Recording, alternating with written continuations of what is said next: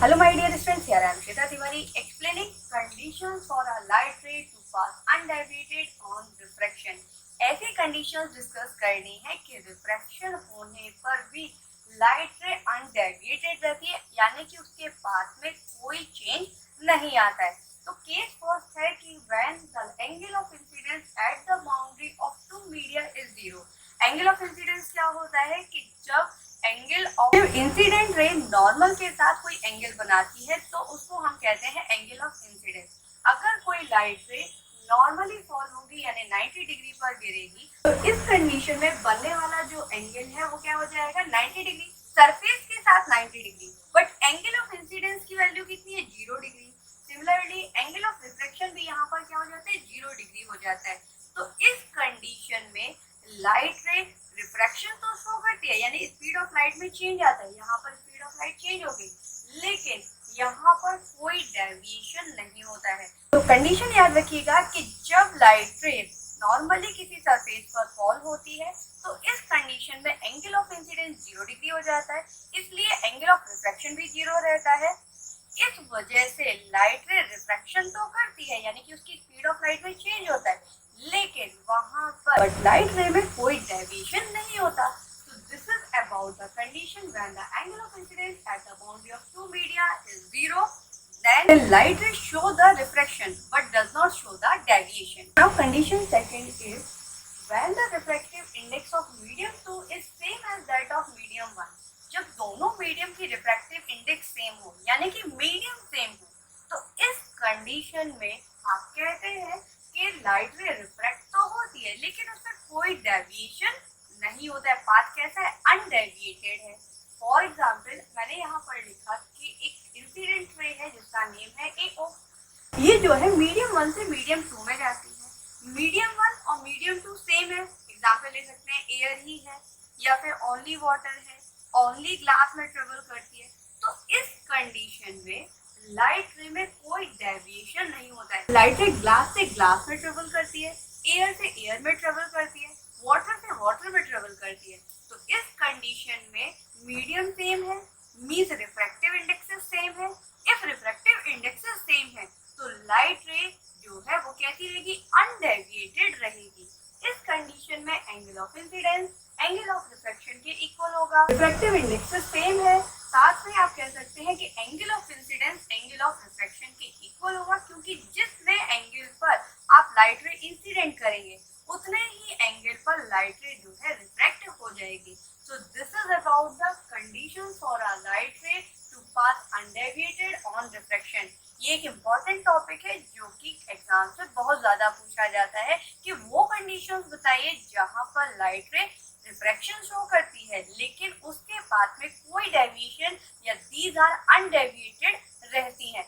तो याद रखिएगा पहली कंडीशन होती है जब लाइट रे बाउंड्री पर 90 डिग्री के एंगल पर गिरती है या नॉर्मली फॉल होती है या परपेंडिकुलर फॉल होती है या फिर आप कह सकते हो कि एंगल ऑफ इंसिडेंस 0 डिग्री रहता है। तो इस कंडीशन में लाइट रे जो है रिफ्रैक्टेड हो तो जाती है लेकिन उसके पास में कोई डेविएशन नहीं होता। सेकंड कंडीशन है कि अगर लाइट रे सेम मीडियम में ट्रेवल करती है ना, तो इस कंडीशन में angle of incidence angle of reflection के इक्वल होता है। यहाँ पर भी लाइट रे डेविएटेड नहीं होती है, यानी कि अनडेविएटेड रहती है ऑफ अ मीडियम। यानी कि वो कौन कौन सी ऐसी वैल्यूज हैं या क्वांटिटीज हैं जो से refractive index of a medium को अफेक्टेड कर देती हैं, चेंज कर देती हैं। तो these are only three. The first one is that nature of a medium. पहली चीज क्या है नेचर ऑफ अ मीडियम। जैसे कि आपसे हमने पिछले टॉपिक में डिस्कस किया था कि there are two types of medium, optically rarer medium and optically denser medium। So as we know that in a optically rarer medium speed of light is maximum, but in a optically denser medium speed of light is minimum। यानी कि speed of light जो है optically rare medium में क्या हो जाती है increase हो जाती है, जबकि ऑप्टिकली डेंसर मीडियम में स्पीड ऑफ लाइट क्या हो जाती है डिक्रीज हो जाती है। तो इस तरीके से हम कह सकते हैं कि इन तो यहाँ पर कंडीशन है कि अगर आप टेम्परेचर को इंक्रीज कर देते हैं, जैसे ही हम टेम्परेचर इंक्रीज करेंगे स्पीड ऑफ लाइट इंक्रीज हो जाएगी। स्पीड ऑफ लाइट इंक्रीज हो जाएगी तो refractive index of a medium क्या हो जाएगा डिक्रीज हो जाएगा। तो यहाँ पर भी कंडीशन क्या हो गई इनवर्सली प्रोपोर्शनल है, कि अगर आप टेम्परेचर इंक्रीज करेंगे तो स्पीड ऑफ लाइट इंक्रीज हो जाएगी, स्पीड ऑफ लाइट इंक्रीज हो जाएगी, इस वजह से refractive index of a medium जो है लेस या डिक्रीज हो जाएगी। Now the third point is the colour और वेवलेंथ ऑफ अ लाइट, यानी कि अगर हम कोई कलर या वेवलेंथ ऑफ लाइट यूज करते हैं, याद रखिएगा कलर और वेवलेंथ एक दूसरे के सिमिलर ही होते हैं, तो कलर और वेवलेंथ ऑफ अ लाइट जो है किस तरीके से मीडियम को अफेक्टेड करती है, तो इसे आप ऐसे भी डिफाइन कर सकते हैं, speed of a light in air for all colours remain same, यानी कि सेम रहती है, but it is different for but in any other transparent medium speed of a light is different for different colours. तो इस तरीके से जब light रे ट्रांसपेरेंट मीडियम में जाती है तो अलग अलग कलर्स के लिए इसकी स्पीड ऑफ लाइट क्या हो जाती है, चेंज हो जाती है। फॉर एग्जाम्पल रेड कलर की जो स्पीड ऑफ लाइट होती है वो मैक्सिमम है, याद रखिएगा रेड कलर की जो स्पीड ऑफ लाइट है वो कैसी है, मैक्सिमम, जबकि वायलेट कलर के लिए जो स्पीड ऑफ लाइट होती है वो कैसी होती है, minimum. As we discuss that refractive index of a medium is inversely proportional to the speed of a light, तो यहाँ पर क्या आ जाएगा, it is inversely proportional 1 upon क्या आ जाएगा, म्यू आर। तो इस हिसाब से अगर speed of a red colour जो है लाइट कैसी होती है, ज्यादा होती है, तो यहाँ पर refractive index of a red colour कैसी हो जाएगी, मिनिमम हो जाएगी। सिमिलरली वायलेट कलर के लिए स्पीड ऑफ लाइट कैसी होती है, मिनिमम होती है, तो यहाँ पर भी इनवर्सली प्रोपोर्शनल है, अगर ये मिनिमम है तो यहाँ पर क्या आ जाएगा, इट इज मैक्सिमम। तो refractive index of a violet colour medium is maximum. तो इस तरीके से आप कह सकते हो कि refractive index of a medium is inversely proportional to the wavelength of a light. तो जैसे ही आप वेवलेंथ इंक्रीज करेंगे वैसे ही refractive index of a medium क्या हो जाएगी, डिक्रीज हो जाएगी, और वेवलेंथ ऑफ अ लाइट रे अगर आप डिक्रीज करेंगे तो refractive index of a medium जो है इंक्रीज हो जाएगी। तो ये है आपका थर्ड पॉइंट जो कि refractive index of a medium affected करता है। Now we are discussing about refraction through a glass slab. Glass slab basically एक रेक्टेंगुलर थिक ग्लास पीस होता है जिससे आप रिफ्रैक्शन को डिस्कस करते हैं। तो assume that there is a glass slab A B C D. देखो ऑन पेपर आपको सिंगल रेक्टेंगुलर फ्रेम दिखाई देगा, यानी first surface also known as a refracting surface हमने दिखा दिया, जिसका नेम क्या है, A B C D. So ABCD is a glass slab, assume कर लिया। Now PQ is the incident ray। PQ क्या है, incident ray that makes a I1 angle, that is the angle of incidence। अब light रे medium 1 से medium 2 में गई, medium 1 क्या होगा, ऑब्वियसली एयर, है ना, हमने एज्यूम रखा किया है कि मीडियम 1 क्या है, एयर। मीडियम 2 ग्लास का बना हुआ है, तो यहाँ पर क्या आ जाएगा, ग्लास आ जाएगा, है ना, और मीडियम 1 जहाँ पर भी लिखा है तो यहाँ पर भी क्या हो गया, एयर हो गया। तो जब लाइट रे मीडियम 1 से मीडियम 2 में जाएगी, यानी कि एयर से ग्लास में जाएगी, इट मीन्स ऑप्टिकली रेयरर से ऑप्टिकली डेंसर मीडियम में जाएगी, तो जो रिफ्रैक्टेड रे है वो क्या हो जाती है, नॉर्मल के टुवर्ड्स बैंड हो जाती है। तो यहाँ पर ये नॉर्मल के टुवर्ड्स बैंड हो गई और ये बन गया एंगल ऑफ रिफ्लेक्शन, जिसका नेम क्या है, I2। अब लाइट रे जो है मीडियम 2 से मीडियम 1 में जाएगी। जब लाइट रे मीडियम 2 से मीडियम 1 में आएगी तो यहाँ पर आप देख रहे हो कि मीडियम 2 है ग्लास, मीडियम 1 है एयर, यानी कि लाइट रे ऑप्टिकली डेंसर मीडियम से ऑप्टिकली रेयरर मीडियम में आई। इस टाइम लाइट रे जो होती है यानी रिफ्लेक्टेड रे जो होती है वो नॉर्मल से दूर हट जाती है, यानी कि it moves towards the normal, इसलिए ये यहाँ से थोड़ा सा दूर हट गई और इस एंगल का नेम हमने दे दिया I3। हालांकि ये जो लाइट रे आप देख रहे हो RS, इसको हम नेम प्रोवाइड करते हैं इमर्जेंट रे। क्या नेम देते हैं, इमर्जेंट रे। सिमिलरली एंगल I3 का नेम हो जाता है एंगल ऑफ इमर्जेंस। तो इस तरीके से जो लाइट रे ग्लास स्लैब से बाहर आती है उसका नेम क्या कहलाता है, इमर्जेंट रे। जो एंगल नॉर्मल के साथ इमर्जेंट रे बनाती है उसे एंगल ऑफ इमर्जेंस कहते हैं। डिनोट किया I3 से, हो सकता है कई जगह पर E से भी डिनोट किया जाए, लेकिन एंगल ऑफ इमर्जेंस क्या होता है, जो इमर्जेंट रे नॉर्मल के साथ आफ्टर रिफ्लेक्शन बनाती है। तो इस तरीके से हमें यहाँ पर मिल गया I1, I2। यहाँ पर I2 and I2 both are similar. आप ऐसे भी कह सकते हो कि ये सरफेस इसके जैसा है, पैरेलल रेक्टेंगुलर ग्लास स्लैब है ना। तो ये लाइट में क्या हो जाएगी, ट्रांसवर्स की तरह बिहेव करेगी, ट्रांसवर्सल की तरह। अगर ये ट्रांसवर्सल है तो ये वाला जो एंगल है इसके इक्वल आ जाएगा अल्टरनेट इंटीरियर एंगल्स के थ्रू।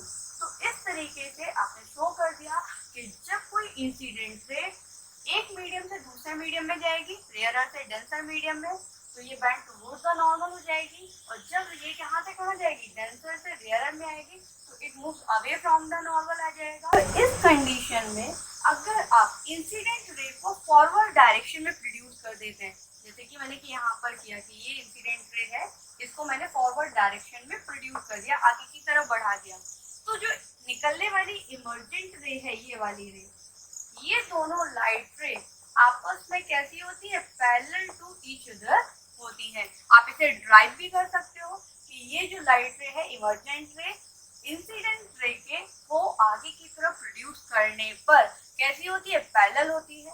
और इनके पाथ में जो डिफरेंस आता है, याद रखिएगा, इंसिडेंट रे को फॉरवर्ड डायरेक्शन में प्रोड्यूस करने पर इमर्जेंट रे के साथ जो परपेंडिकुलर डिस्प्लेसमेंट आता है या पाथ में डेविएशन आता है, उसको हम लेटरल डिस्प्लेसमेंट कहते हैं। क्या कहते हैं, लेटरल डिस्प्लेसमेंट।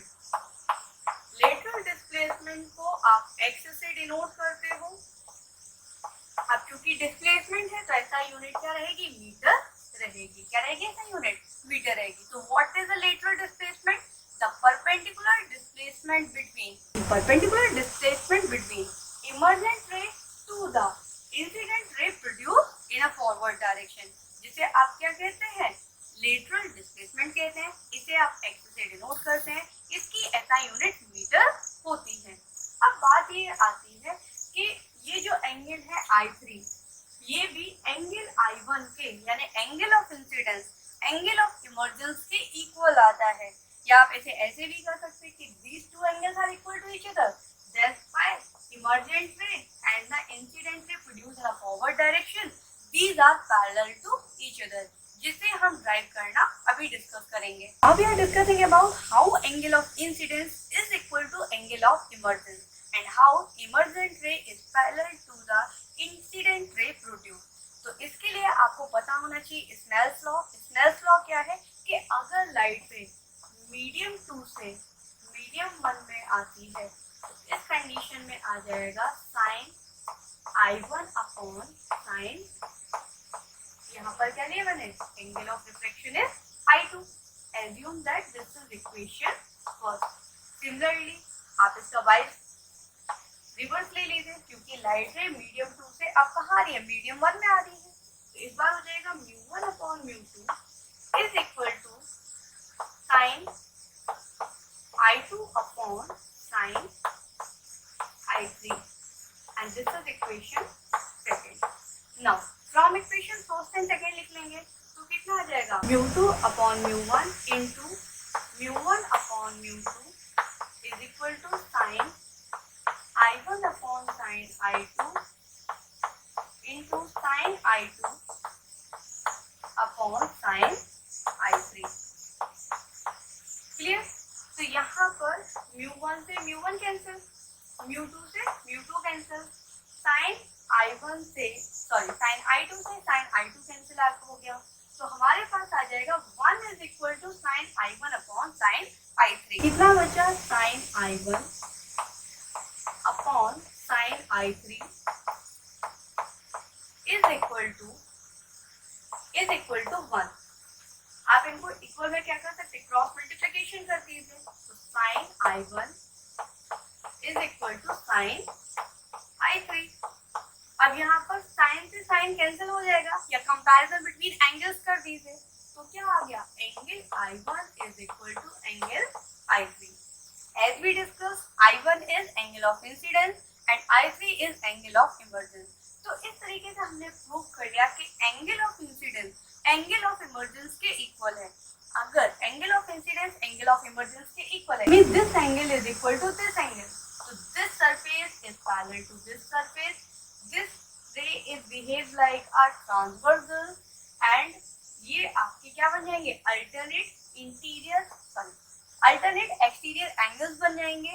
तो यहाँ पर आप कह सकते हो कि ये जो लाइट रे है ये इंसिडेंट रे आगे की तरफ प्रोड्यूस करने पर और ये जो इमर्जेंट रे हैं these are parallel to each other. So there are two conclusions.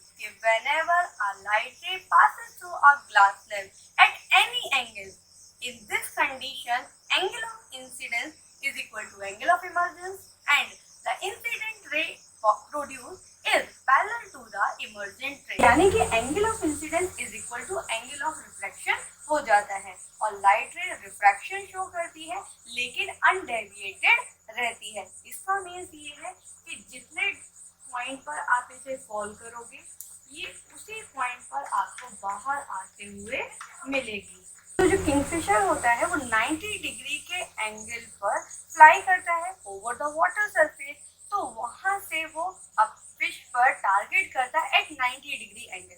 इस कंडीशन में जो फिश की एक्चुअल पोजीशन है उसमें कोई डेविएशन नहीं आता है यानी अनडेविएटेड रहती है और इस तरीके से किंगफिशर जो है अपने प्रे को यानी कि फिश को इजीली कैच कर लेता है। तो याद रखिएगा कि ग्लास स्लैब पर अगर आप किसी लाइट रे को परपेंडिकुलरली यानी 90 डिग्री पर डालते हैं तो इस कंडीशन में लाइट रे डेविएट नहीं होती है यानी रिफ्रैक्टेड रे का पाथ और इंसिडेंट रे का पाथ सेम रहता है। हालांकि रिफ्रैक्शन होता है जब ये ग्लास स्लैब से पास होती है तो स्पीड ऑफ लाइट चेंज हो जाती है, लेकिन जैसे ही लाइट रे मीडियम चेंज करती है डेंसर से रेयर में आती है इसकी स्पीड एज यूजुअल हो जाती है। Now we are discussing about factors affecting lateral displacement. As we discussed that what is a lateral displacement? It is a perpendicular displacement between emergent ray to the incident ray produced. तो इसको हम क्या कहते हैं, lateral displacement कहते हैं, जिसको आप एक्स से डिनोट करते हैं। यहाँ पर मैंने बताया है फैक्टर्स अफेक्टिंग लेटरल डिस्प्लेसमेंट। वो कौन कौन से फैक्टर्स हैं जो कि लेटरल डिस्प्लेसमेंट को अफेक्ट करते हैं, प्रभावित करते हैं। तो the first one is thickness of the medium. Medium की जो थिकनेस है यानी जो ग्लास स्लैब आप यूज कर रहे हो वो कितना मोटा आपने यूज किया है, तो थिकनेस ऑफ द मीडियम पर डिपेंडेंट करती है। और किस तरीके से डिपेंड करती है, इट इज डायरेक्टली प्रोपोर्शनल। ध्यान रखिएगा, it is directly proportional. As we know that directly proportional का मीन्स क्या होता है कि कोई भी क्वांटिटी आप इंक्रीज करेंगे तो उसके रिस्पेक्ट में अनदर क्वांटिटी अपने आप ही इंक्रीज हो जाएगी। तो यहाँ पर वर्ड यूज किया thickness of a medium is directly proportional to the lateral displacement. It means that as we increase the thickness of the medium, the lateral displacement is increases. Similarly, refractive index of the medium. It is the quantity in which how much the speed of light changes whenever it passes from one medium to another medium. So refractive index of the medium is also directly proportional to the lateral displacement. As we increase the refractive index of the medium, then the lateral displacement is also increases. Similarly, the third point, angle of incidence. Angle of incidence is also directly proportional to the lateral displacement. It means simply यहाँ पर भी directly proportional है. So as we increase the angle of incidence, then the lateral displacement is also increases. Now the last point, wavelength of the light or color of the light. It is inversely proportional to the lateral displacement. तो यहाँ पर है word inversely proportional. अब कोई भी चीज अगर inversely proportional होती है तो वन क्वांटिटी को इंक्रीज करने पर अनदर क्वांटिटी डिक्रीज हो जाती है। So as you increase the wavelength of the light then the lateral displacement is decreases. Vice versa करती है, तो as we decrease the wavelength of the light then the lateral displacement is increases. So this is all about the factors affecting lateral displacement. Four factors पे depend करता है. The first one is thickness of the medium. Second one is the refractive index of the medium. Third one is angle of incidence. Fourth is wavelength of the light. These three quantities are directly proportional. And this one is inversely proportional. तो इसे आप ऐसे भी कह सकते हो कि as we increase the thickness of the medium, then the lateral displacement is increases, है ना। अगर आप डिक्रीज करेंगे तो डिक्रीज हो जाएगा। Similarly refractive index of a medium आप इंक्रीज करेंगे तो लेटरल डिस्प्लेसमेंट जो है इंक्रीज हो जाएगा। अगर हम वाइस वर्सा कर देते हैं यानी डिक्रीज करते हैं तो ये डिक्रीज हो जाता है। Third point, angle of incidence आप इंक्रीज करेंगे तो लेटरल डिस्प्लेसमेंट भी इंक्रीज हो जाएगा। अगर एंगल ऑफ इंसिडेंस आप डिक्रीज करेंगे तो लेटरल डिस्प्लेसमेंट भी डिक्रीज हो जाएगा। Last one is wavelength of a light. ये कैसा है, इनवर्सली प्रोपोर्शनल है। तो इंक्रीज करने पर वेवलेंथ को अगर आप इंक्रीज करते हैं तो लेटरल डिस्प्लेसमेंट डिक्रीज होगा, जबकि वेवलेंथ को अगर आप डिक्रीज करते हैं तो लेटरल डिस्प्लेसमेंट इंक्रीज हो जाएगा, क्योंकि ये इनवर्सली प्रोपोर्शनल होता है। So this is all about the factors affecting lateral displacement. Keep watching. If you are enjoying my videos, please subscribe my channel.